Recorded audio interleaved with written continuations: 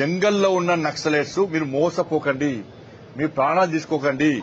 Urban Naxals అనే వ్యక్తులు AC room లో ఉంటారు. వాళ్ళ కుటుంబాలు మంచిగా ఉంటాయి. అర్బన్ నక్సల్స్ కుటుంబాలు మంచిగా ఉంటాయి.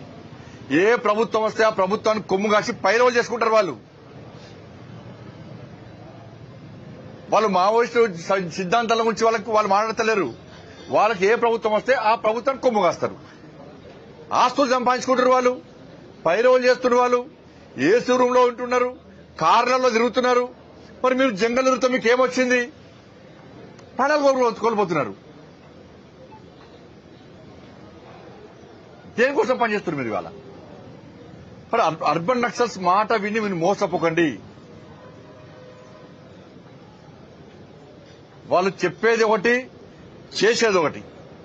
కానీ ఇప్పటికైనా నేను మళ్లీ అప్పీల్ చేస్తున్నా, ఎవరైతే అండర్ గ్రౌండ్ లో ఉన్నారో వాళ్ళందరూ కూడా వాస్తవాలను గ్రహించండి. మీ సిద్ధాంతాన్ని ప్రజలు నమ్మలేరు. అనవసరంగా మీ ప్రాణాలు తీసుకోకండి.